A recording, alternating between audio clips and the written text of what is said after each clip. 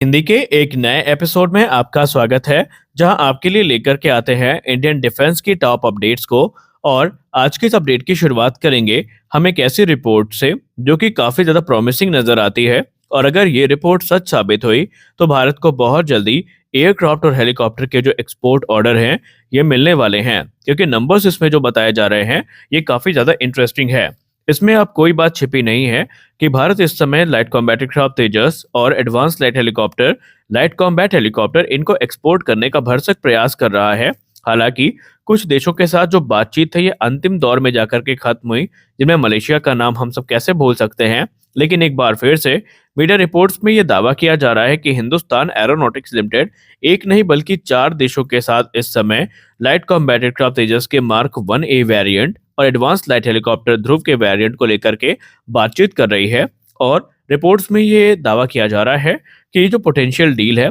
ये बहुत जल्दी साइन भी की जा सकती है। अगर हम देशों की बात करें तो इसमें इजिप्ट, अर्जेंटीना, फिलीपींस और नाइजीरिया का नाम सामने आया है। एचएएल के सोर्सेज ने यह बताया है कि ये वो देश हैं जो इस समय हिंदुस्तान एरोनॉटिक्स लिमिटेड के साथ एयरक्राफ्ट को लेकर के काफी ज्यादा इच्छुक नजर आए हैं। अर्जेंटीना की बात करें तो यहाँ पर इसके चांसेस फिलहाल तो अगर हम तेजस के संदर्भ में कहें तो अभी हम फाइनल ये वर्डिक्ट नहीं दे सकते कि ये खरीदेगा या नहीं खरीदेगा। लेकिन रिपोर्ट्स में ये दावा किया जा रहा है कि अर्जेंटीना भारत के साथ तकरीबन 15 की संख्या में तेजस मार्क 1A और 10 की संख्या में जो एलएच रुद्र ध्रुव हेलीकॉप्टर्स हैं इनको लेकर के बातचीत कर रहा है। वहीं अगर हम नाइजीरिया की बात करें तो नाइजीरिया भारत से तकरीबन 15 से लेकर के 18 तेजस फाइटर जेट को लेकर के बातचीत कर रहा है, जो कि मार्क 1A स्टैंडर्ड के होने वाले हैं। इजिप्ट की बात करें तो इजिप्ट तकरीबन 20 की संख्या में तेजस और जो दूसरे हेलीकॉप्टर्स हैं उनको लेकर के भारत के साथ बातचीत कर रहा है। वहीं फिलीपींस की अगर हम बात करें तो वो 20 की संख्या में जो एएलएच हेलीकॉप्टर हैं इनको लेकर के हिंदुस्तान एरोनॉटिक्स लिमिटेड के साथ बातचीत में लगा हुआ है। हालांकि यहाँ पर हम किसी कंक्लूजन में पहुंचे उससे पहले हमें कुछ चीजों के बारे में बात करना जरूरी है। अगर हम अर्जेंटीना के केस को देखें तो वहां पर जो इस समय पूरा का पूरा मामला है उसमें लगातार हमें बड़े परिवर्तन देखने को मिले हैं। शुरुआत में अर्जेंटीना के डिफेंस ऑफिशियल्स ने यह कहा था कि उनकी टीम ने जेफ-17 थंडर लाइट कॉम्बैट एयरक्राफ्ट तेजस का डीपली इंस्पेक्शन किया है और अर्जेंटीना के पायलट्स ने तेजस को उड़ाया भी है और वो इसकी परफॉर्मेंस से काफी ज्यादा खुश हैं। और ये माना जाने लगा कि शायद अर्जेंटीना भारत के साथ अब बहुत जल्दी तेजस की डील को फाइनलाइज करेगा, क्योंकि जिस प्रकार की एग्रेसिव अप्रोच हमें अर्जेंटीना की तरफ से देखने को मिली जब उन्होंने भारत से तुरंत ये कहा कि तेजस में जितने भी इस समय ब्रिटिश ओरिजिन के पार्ट्स हैं उनको हटा दिया जाए। उसके बाद भारत ने जैसा रिस्पॉन्स दिया था, भारत ने तुरंत उन्हें रशियन इजेक्शन सीट और भी दूसरी चीजें ऑफर करी थी, तो हम ये मान के चल रहे थे कि डील लगभग फाइनलाइज हो जाएगी। लेकिन तभी इस पूरे के पूरे प्रोक्योरमेंट प्रोग्राम में एंट्री होती है अमेरिका की।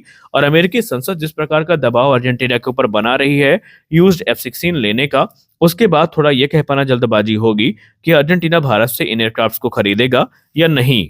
हमारी अगली बड़ी अपडेट भी हिंदुस्तान एरोनॉटिक्स लिमिटेड और defence research and development organisation को लेकर के आ रही है। हाल ही में 30 नवंबर को हम सब ने देखा कि भारत के रक्षा मंत्रालय के द्वारा कुछ बड़े जो एक्विजिशन प्रपोजल्स हैं इनको हरी झंडी मिली, या यूं कह लें जो एक्सेप्टेंस ऑफ नेसेसिटी है वो प्रदान करी गई। लेकिन अब रिपोर्ट्स में कहा जा रहा है कि 97 एडिशनल तेजस मार्क 1A जेट्स के ऑर्डर को सुनिश्चित करने के बाद, लाइट कॉम्बैट हेलीकॉप्टर के ऑर्डर को सुनिश्चित करने के बाद और सुखोई 30 MKI के अपग्रेड को सुनिश्चित करने के बाद इस समय defence research and development organisation cabinet committee on security के सामने पहुंच चुका है। और उन्होंने सख्त शब्दों में ये कहा है कि जल्द से जल्द जो advance freedom combat aircraft programme है इसको मंजूरी मिले, ताकि किसी प्रकार के जो संभावित डिले है उससे बचा जा सके। डीआरडीओ के सीनियर ऑफिशियल्स ने यह कंफर्म किया है कि जितना देर कैबिनेट कमेटी ऑन सिक्योरिटी के द्वारा इस प्रोग्राम को अप्रूव करने में लगाया जाएगा, इसकी जो टाइम लाइन्स हैं ये उतनी ही ज्यादा यहाँ पर प्रभावित होने वाली हैं।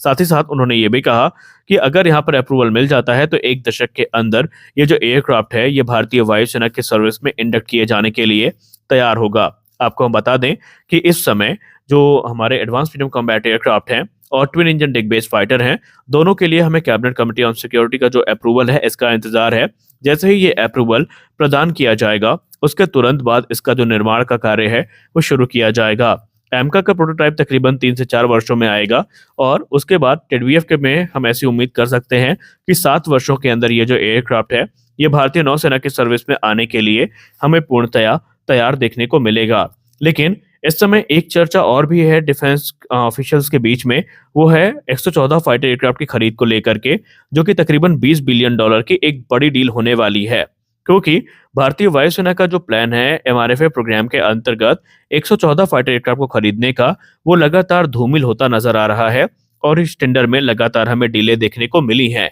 इनिशियली रिपोर्ट में ये कहा गया था कि हमें 2023 की शुरुआत में जो एक्सेप्टेंस ऑफ नेसेसिटी है वो मिल जाएगी। फिर रिपोर्ट्स में ये कहा गया कि 2023 के मध्य में जो एक्सेप्टेंस ऑफ नेसेसिटी है ये प्रदान की जाएगी। लेकिन अब 2023 खत्म होने वाला है और अभी भी डिफेंस एक्विजिशन काउंसिल की जो हालिया मीटिंग है उसमें एमआरएफए को लेकर के कोई भी बातचीत नहीं हुई और अब इस प्रोग्राम को लेकर के अलग अलग जो कयास है वो लगाए जा रहे हैं। रिपोर्ट्स में एक्सपर्ट्स ये कहते हैं कि भारतीय वायुसेना की जो प्राथमिकता रही है अब वो स्वदेशी फाइटर एयरक्राफ्ट रहे हैं और इसीलिए जो एमआरएफए टेंडर है इसमें हमें लगातार डिले देखने को मिली है। आपको हम बता दें कि अभी भी इसमें जो एक्सेप्टेंस ऑफ नेसेसिटी है वो मिलना बाकी है। जैसे ये मिलेगी तभी जाकर के जो रिक्वेस्ट फॉर प्रपोजल है ये भारतीय वायुसेना के द्वारा इशू किया जाएगा। रिपोर्ट्स में तो यहाँ तक कहा जा रहा है कि इस समय जो तेजस प्रोग्राम है इसको लेकर के भारतीय वायुसेना इतनी मशगूल है कि एमआरएफए प्रोग्राम में अगर और भी ज्यादा अब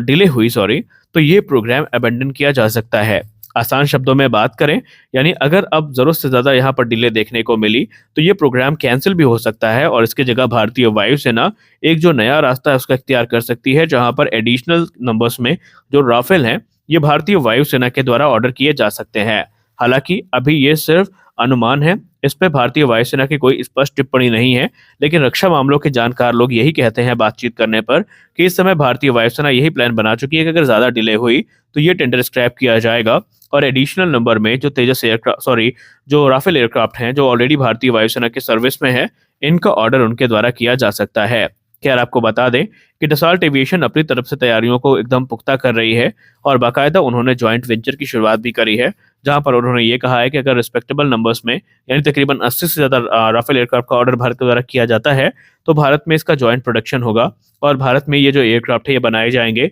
और आने वाले भविष्य में डसॉल्ट को जो एक्सपोर्ट ऑर्डर मिलेंगे उनको पूरा करने की जिम्मेदारी भी इसी एयरक्राफ्ट में होने वाली है। यानी कि उनका प्लान तो काफी खास है, लेकिन अभी भारत की तरफ से इस प्रोग्राम को लेकर के कोई भी बड़ी गतिविधि हमें देखने को नहीं मिली है, जो अपने आप में काफी ज्यादा चिंता का विषय है। क्योंकि अगर एमआरएफए प्रोग्राम में रिक्वेस्ट फॉर प्रपोजल दे भी दिया जाता है तो भारतीय वायुसेना की जो रिक्वायरमेंट बदली है वो अलग यहाँ पर दिक्कतें पैदा करेंगी, क्योंकि पहले ओरिजिनल इक्विपमेंट मैन्युफैक्चरर को इस चीज के लिए कन्विंस करना पड़ेगा कि वो भारत के जो वेपन सिस्टम है उनको इंटीग्रेट करने के लिए तैयार हो, अपने जो मेन रडार और कंप्यूटर सिस्टम है इसके सोर्स कोड प्रोवाइड करे और भी कई सारे विषय हैं जिनको निगोशिएट किया जाना है। यानी ये प्रोग्राम अभी अनुमान के हिसाब से थोड़ा लंबा खिंचने वाला है और देखते हैं अब भारतीय वायुसेना का इस पे अगला कदम क्या होता है। तो आज के इस वीडियो में बस इतना ही। हम आशा करते हैं ये वीडियो आपको अच्छी लगी होगी। वीडियो अच्छी लगी तो वीडियो को लाइक करिए, नए हैं चैनल को सब्सक्राइब करिए। मिलते हैं अगले वीडियो में कुछ और अपडेट्स के साथ, तब तक के लिए जय हिंद।